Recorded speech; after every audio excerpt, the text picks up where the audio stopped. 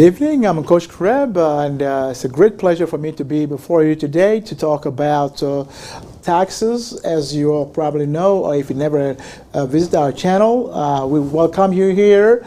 We are FinanTV, and I'm Coach Greb. I am a financial coach. I'm a realtor, an investor, an entrepreneur, and a writer. What we do here is that we use our knowledge to educate the population. And we believe that if you are empowered, then you can make the better decision. We want to talk about money. We want to talk about credit. We want to talk about real estate. We want to talk about taxes. We have a set of courses I call a basic right, which is a set of 10 courses. We talk about budgeting. We teach you about asset acquisition, asset accumulation. We teach you about savings and credit. We teach you about investment. We want you to know about retirement and insurance as well as risk management. We want to make sure that you protect your identity. We also want to teach you about taxes. That's what we're doing today. And we want to make sure that you understand that you must also plan for succession, called estate planning. Do you have a will? Do you have a irrevocable living will? All those things we need to talk about on this channel here. But we also talk about real estate. You're probably interested in buying real estate or investing in real estate. We want you to know and do it the right way. You're probably interested in starting your own business online. And you say, well, I don't know how to start that. Today, everything is e-commerce. If you don't have a business online, there's a problem. Because today, I call that pajama millionaire. People are becoming millionaires online, selling stuff online. So you too can be a part of that. Don't be behind. You see, there are three types of illiteracy. One is called book illiteracy. You're not able to read. One is called technology illiteracy. If you don't know how to use computers and stuff, you're illiterate. But one thing you cannot afford is financial illiteracy. And that's what we do our best. We have different avenues. We have our channel here, FinanTV, which is a financial TV. We also have an institute, which is the International School of Business and Finance. And inside that institute, we have a program called Financial Power Institute that is taught by Coach Greb. I'm a writer, as I said, man. I'm a financial coach. I'm a financial planner. My goal is for you to understand finance. We here also help you buy your home or quickly own your home. We want to make sure also that you acquire the right type of insurance, because you can't live without insurance. You see, having insurance adds years to your life. We want to make sure that you invest in the right type of vehicle. But beside that, we want you to be wealthy. And this is what this channel is about. This channel, FinanTV, is a channel of entrepreneurs and financial, those people who want to build wealth. Folks, it's been a great day. It's been a great pleasure for me to share this introductory information with you. But I would like quickly, before I give you the theme of today, to cover a few things that you need to know. Today we're going to talk about itemized deduction versus standard deduction. But before we do that, we want to make sure that you are abreast of what's going on today. As you all know, 2021 has been a year of drastic changes when it comes to taxes. Some very good and some not so good. And you need to know what's going on. So let me quickly cover a few things with you. Now, you all know when you do your taxes, you hear about deductions, you hear about AGI, you hear about credits. Many of you don't know what all that means. And I'm not planning to confuse you. On the contrary, I would like to clarify a few things here for you. So, what's a credit? When we talk about credit, it means that the government wants for you to have money. So the government is going to give you some incentive for what the government want to encourage. For example, the government want to encourage people to work. So the government will give parents what we call EICT, which is Earned Income Credit, meaning that if you are a low income, or I would say middle income family, and you have children, we want to help you out. So we're going to give you EICT while you work. If you make too much money, you may not be able to use that. If you make too little money, meaning you don't work a lot, you have some of it, but not too much of it, because it's all based within of a certain range. Now, we want to make you understand that credit come in two parts, where we call refundable credit and non-refundable credit. What's a refundable credit?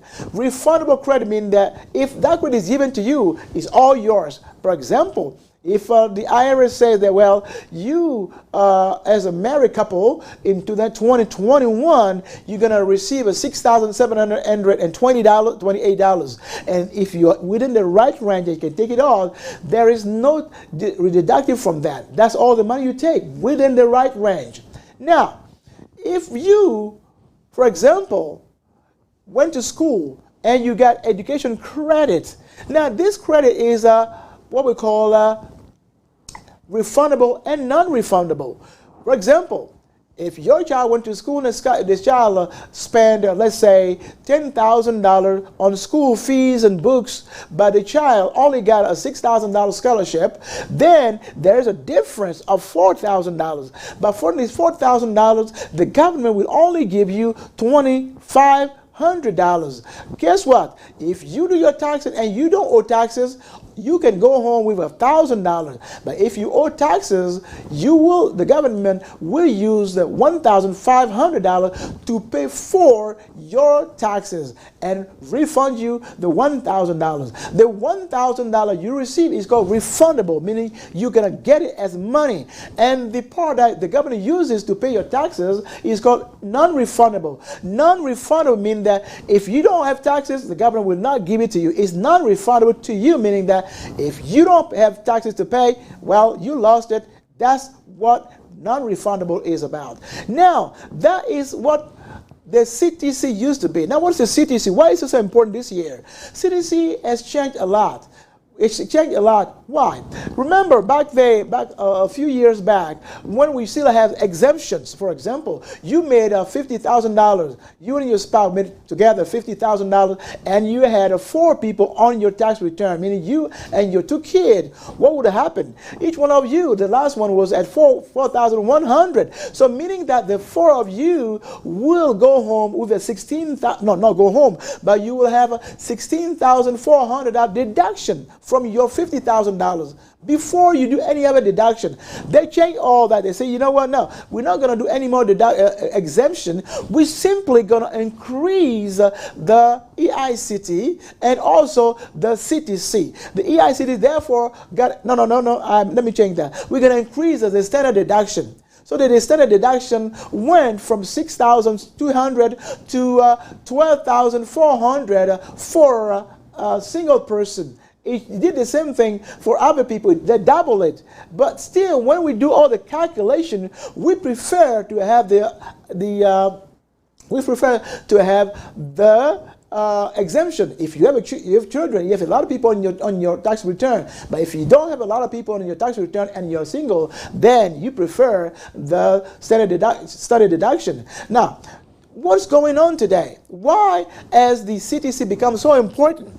Well, before 2017, the CTC, which is child tax credit, was only $1,000, and that tax was refundable and non-refundable, meaning that part of that was you to pay for your taxes, and whatever was left over, you were refunded that. In 2018, that changed. 2018, it became $2,000. It doesn't matter how many children, it doesn't matter your income. Everybody gets that, right? So basically, they now say, okay, you know what? We're going to make it $2,000. They made it $2,000. Now they say, well, if you owe taxes, we're going to use a part of that to pay your taxes, and $1,400, all of that going to be refunded to you. That was before 2021. In 2021, the law says now, oh, you know what? We're going to change things around. Now, the CTC becomes more important than anything. Why? Because in the past, if you had 3 kids, the maximum you could get was $6,700 some change. Remember, every year they add $50, there's something, so it always changes. This year, the EICT is still $6,728. But what has changed is this. The CTC, which is the child tax credit, now has become so interesting that having children, if you want to have children, go ahead and have more children. Why? Guess what's going to happen now? The state say, you know what? it was $2,000, but when I say the same, I mean the government said it was $2,000. Let's add now another $1,000 to that if the family has a child that is 6 years and over. So 6 years and over, we're now gonna make it $3,000. And if your child is 5 years and under, well, we're gonna add $1,600 to it, which is gonna make it $3,600. Now let's say that you have 3 kids, 2 kids that are 5 years and under, and another kid that is 7 years old. So the 7 years old gonna bring in $3,000 when it comes as far as the CTC is concerned, $3,000, and the other kid is gonna bring you $7,200, which is $3,600 per kid. So just for CTC, you are going home with $10,200. And guess what happened this year? That credit is refundable, meaning that none part of that will be used. Of course, if you do owe taxes, we'll use that part of that to pay your taxes. Suppose that after we did all the calculation, we realized that you have $2,000 to pay in taxes. Well, no problem. And you don't have education credit. So let's say we only have CTC and EICD and other credit, excluding the education credit. In that case, we're going to use what? $2,000 to pay your debt, and $8,200 will be given to you. Only if you did not take your taxes as advance payment. Now, let's explain that. Advance payment, what is it? In around May, a law was voted, the ARP, which is the American Rescue Plan Act. So ARPA was voted into law, which now says, you know what? What we're going to do is that we're going to give all this credit, but also we're going to give parents the choice to opt in or out, meaning that you receive a letter. That letter was called 6416A, 6416, that said, well, you have the choice to opt in, meaning that we can pay you from July 15 to December 15. If you want the money, we can pay you, and that would be no problem. But in case you didn't want that, you could also wait till tax time to get your money. Now, if you waited until tax time and you never got the money, and now you're going to go home either with the $10,000, $200 if you don't owe any taxes, or whatever difference is left after part of that is used to pay for your taxes. Now, that is good news. Guess what? The government is trying to make that permanent, or at least trying to get it through to 2025. But there are some opposition. We don't know what's going to happen. We're still waiting. The Congress is now busy with other issues, so that issue has been put on a standby, but that is what you need to know. So we talk about credit and we talk about deduction. Now, credit, the next credit that you have is called the dependent care credit or the child care credit, meaning that you have your child in daycare or maybe in after-school program. Well, if you did that before 2021, what would have happened? You will, for each child, receive a maximum of $3,000, meaning that if your income were within the right range. And then again, we say income, I want to rephrase that to say your AGI, because when we talk about taxes, we're not talking about your income. We talk about AGI, which is your adjusted gross income, and I will explain that soon. So basically, if you received let's say you paid a $10,000 in your beautiful daycare, the government says, too bad, we can only give you $3,000. So for this child, you can only claim $3,000 in credit, but we're not going to give you $3,000. If your income is not too high, it's not too low, we will only give you 35% of that. So 3,000, 35% of 3,000, that is $1,050, which is the highest you could receive per child. If you have 2 children, that will be double of that. And that was the maximum for family. If you have 3 kids, well, too bad. So that has been changed. This child tax credit has been changed. The dependent care credit has changed. Now what's going to happen?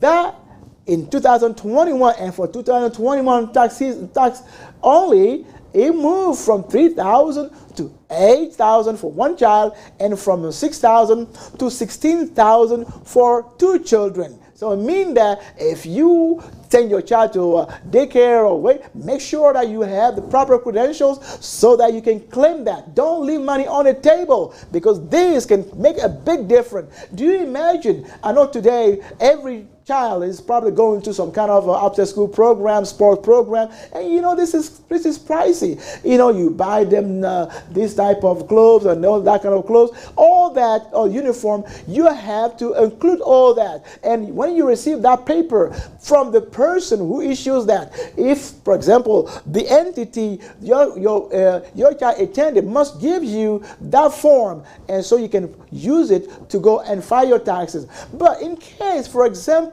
the person who took care of your kid is not a corporation, doesn't have an EIN, which is the ID for companies, you can ask that person to give you a social security number. She can give you something on paper, because your tax preparer will need that to include that in the system. Otherwise, it would not find a way to include that in the system. That's a lot of money you do not want to leave on the table. Now, what is the next type of credit we're going to talk about? Well, I talk about education credit. Now, people need to understand this. I explained that before, but let me explain. If you don't want to be audited, don't just go to the tax preparer and say, you know what, hey, my child went to school, we spent about $10,000, I want you to put in there. Well, too bad. If you come to me, I will simply say, no can do. Why? Because I don't want to put you in jeopardy. Why? People get audited simply because they do the wrong things. They either file the wrong tax return, the right amount, the wrong everything. You don't want that. When your child went to school, a school that's accredited to issue a form called 1098T, the child need to come with a form 1098T to the taxpayer, or you need to come with that to include that. Now, as I explained, not everybody receive that. If your child receive as a scholarship, and he has full scholarship, you will never benefit from the tax credit, from the education credit, because if the child received more money in scholarship than in expenses coming from your own pocket, the child is not going to receive money. For example, if your child received $12,000 in scholarship, but you only paid $7,000, the difference over is $5,000. Your child is not receiving any education credit. Even if the child receives the 1098T, when you go to do your taxes, there will be no credit. But let's inverse that situation and say that your child paid $7,000, received $7 in scholarship, but the child paid $12,000. Then you have $5,000 over that you can claim. Now, what are the credits what are the items that are included? Hey, room and board is not included. So don't say, well, I paid for the room. It's not included. What is included is what the child needs to go to school. Tuition and books, and probably the school say, hey, we require computers. Yes, you can prove computers, and you have to have the receipt for that in case you were called to, show if you audited. Now, how much money do you really get from that? Now, there are 2 types of education credit. We call one American Opportunity Tax Credit, meaning that if your child goes to a 4-year college, the first 4 years, the child can receive that credit. Beyond that, no.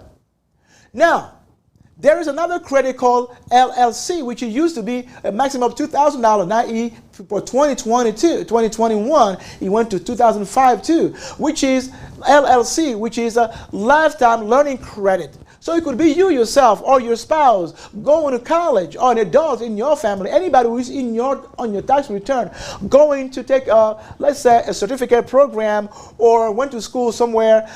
That company need to issue some form of some evidence so that the person went to school, and you can use that credit called lifetime learning credit, which allows you, even if you're an adult, you didn't go to college or to go to college credit, you will use that. Now, for the child to receive that, the child must be at least full-time in college to receive that full-time credit. It's not your child in high school, okay? So that's very important. Now, let's move on to some other credit that we can receive. Of course, for people who were doing taxes who do not have a social security number. Well, if you don't have a social security number, you will not receive the full credit. You will receive $500. Okay? Now, that is very important to know, because if you don't know what's going on, you will only be dependent on someone. Now, talking about the credit, what is the amount that we have for 2021? For 2021, and there's a big change. In the past, for you to be able to receive a EICT, you had to be 25 or less than 65. But this year, only for 2021, because it will not be the same in 2023. Meaning for 2021, it won't be the same for 22, meaning tax season 2023, it will be totally different. For this year only, you will receive $1,502 if you don't have any children. So suppose you have no child, you will receive $1,502, which is $1,000 more than it used to be. In 2022, meaning in the tax season 2023, it will go back to $560. This year, in 2021, meaning 2022 tax season, but 2021 tax return, if you have one child, it will be $3,618. 2 children, $5,980, and 3 children, $6,728. That's only if your AGI, the adjusted gross income, falls within the right range. If it falls beyond that, you're going to lose money. So we want to understand all those things. Another question people ask is that, well, my child is 18. Can he have EICT? Yes. If the child is in high school, yes. If the child is in college and he has 23, is 23 years or less, yes. You can do that. And so that is one other thing that you need to know. But if the child is disabled, there's no limit to the age, so the child can receive it any time. Now, there are some things that you need to know, because there are restrictions. In 2021, the child tax credit has been extended to people age 17. Used to be limited at 16. For the child tax credit, that is what we call the dependent care credit, it is below 13 years old. So the child has to be 12 years old to benefit from that. So this is the information that I wanted to bring to you when as far as the tax changes. Now, here's something that you need to know before you file your taxes in 2022. Remember that some parents opted in and they say, well, I want to receive the money now. So from July 2021 to December 2021, they did receive payment. Some people said they received full payment. After people did, they didn't receive full payment.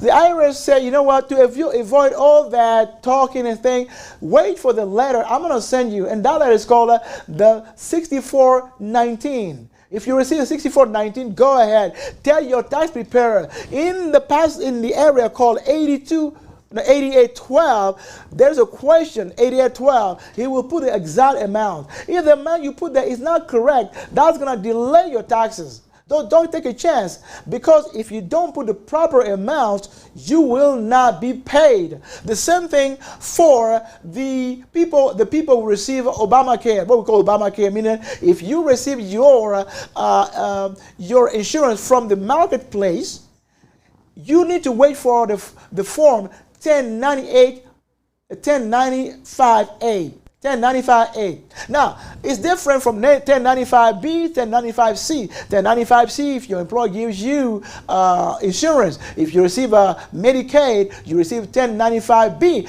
But if you receive your insurance from the marketplace, then you need to wait for the form 1095A, because if you don't have the information that's written on that form and you file your taxes, your tax will be delayed by at least 9 to 12 weeks. Guess what?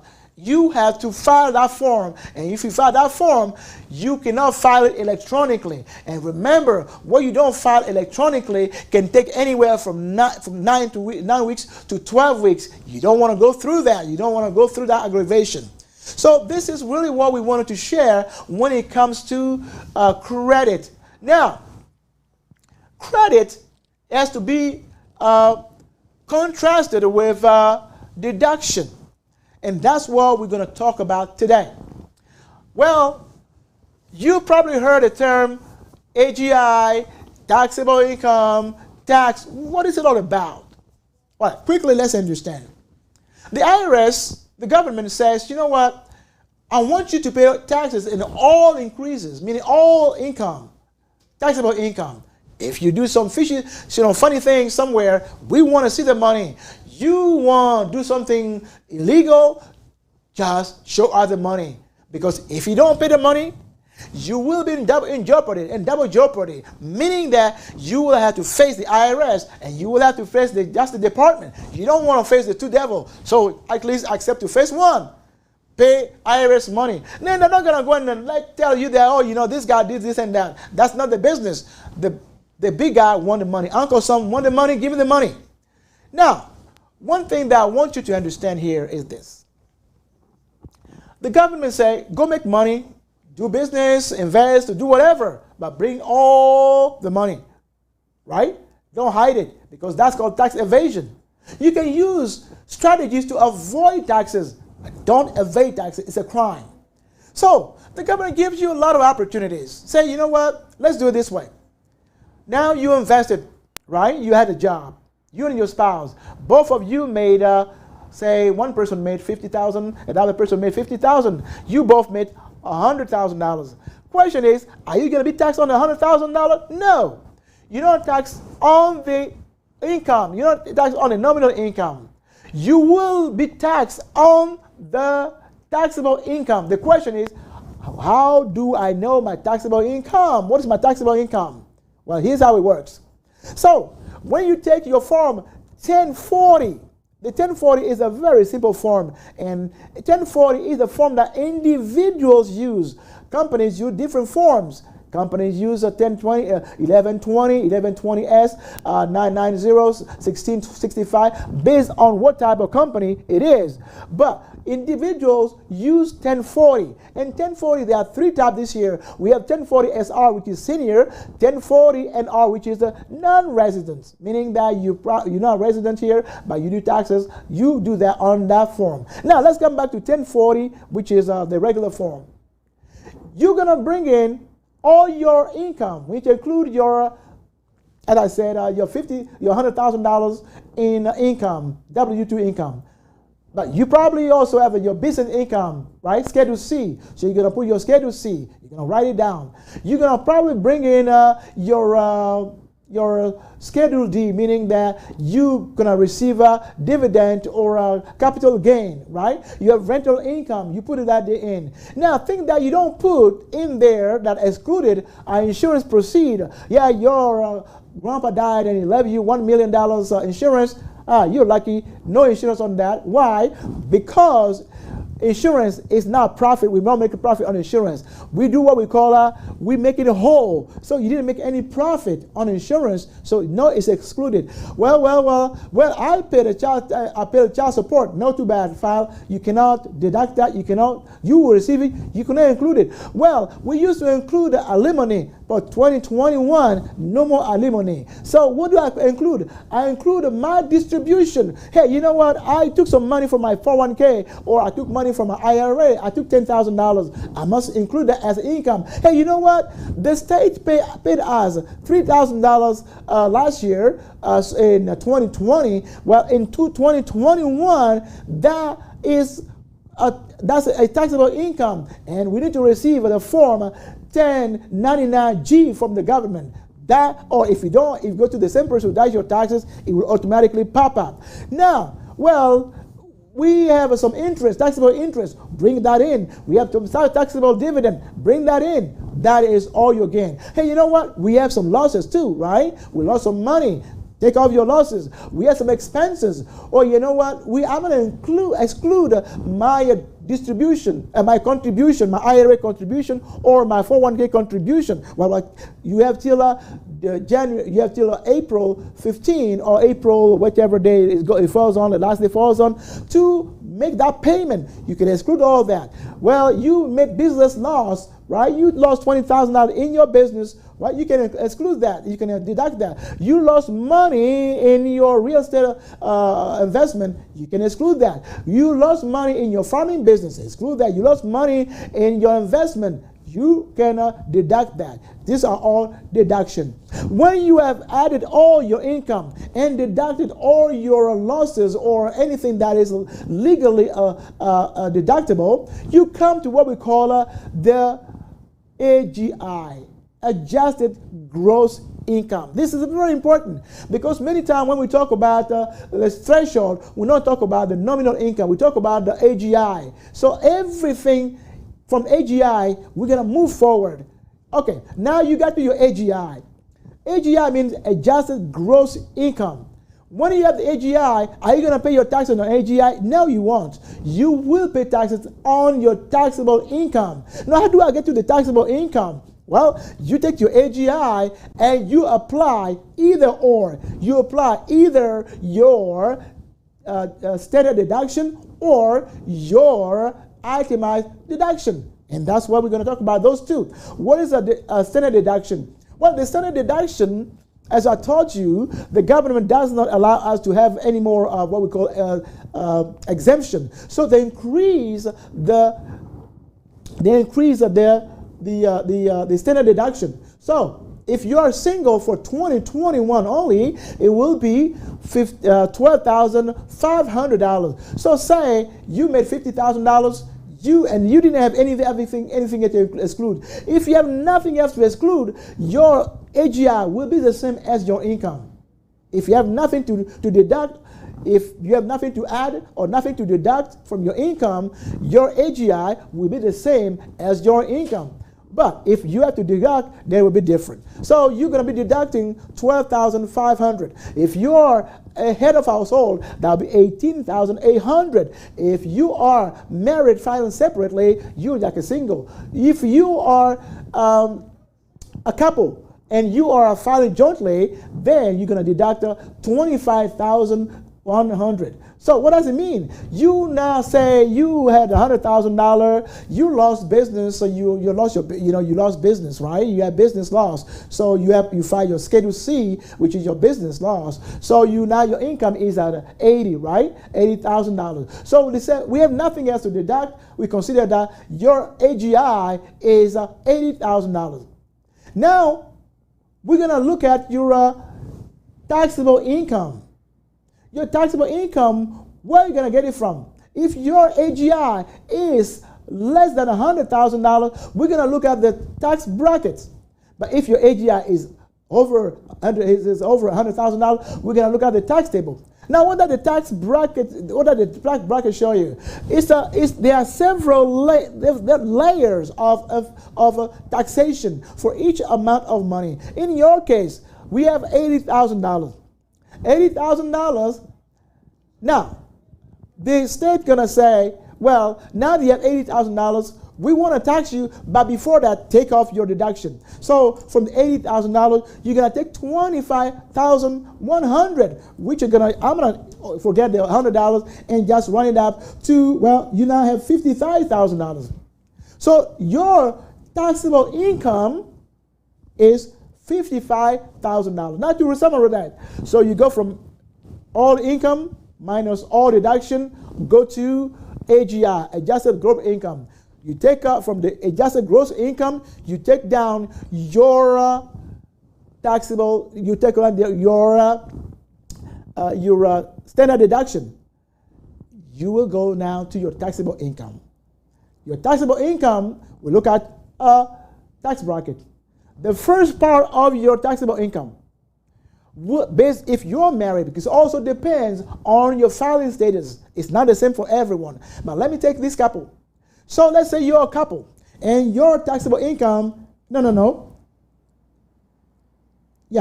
taxable income is $55,000. We're going to look at the table. The first part, from $0 to $20,000, we're going to do 10%.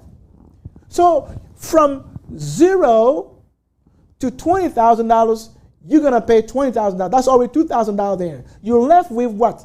$35,000. The next part, you're going to be taxed as 12%. So meaning that from 12 to, I don't have the exact figure in mind, you're going to pay 12%. So 12%, $2,000, 12% of what? 30% of, let's say $35,000. Let's just run it up to what? 12% of what? 30 will be about what? $3,600. Let's run it up to $4,000. So you're gonna be, your taxable income gonna be $6,000. Now, $6,000. If you have $6,000 to pay, is that what you're gonna pay? No. You will now go down to the credit, and we're gonna look at the credit and the different things. Now, one thing I want to tell you. Okay, you have standard deduction, but you say, no, I don't want standard deduction. I don't want to use standard deduction. I pay too much money in charity. I pay too much money in my real estate taxes, so I don't want that. Okay, no problem. You can itemize. You can use Schedule A to itemize. So what can you itemize? Meaning, what can you deduct? Number one, you can deduct medical cost, right? You paid, let's say, $20,000. Remember, the IRS says it must be 7.5% of your AGI. Your AGI, when we calculate it, what we say? Your AGI was $80,000.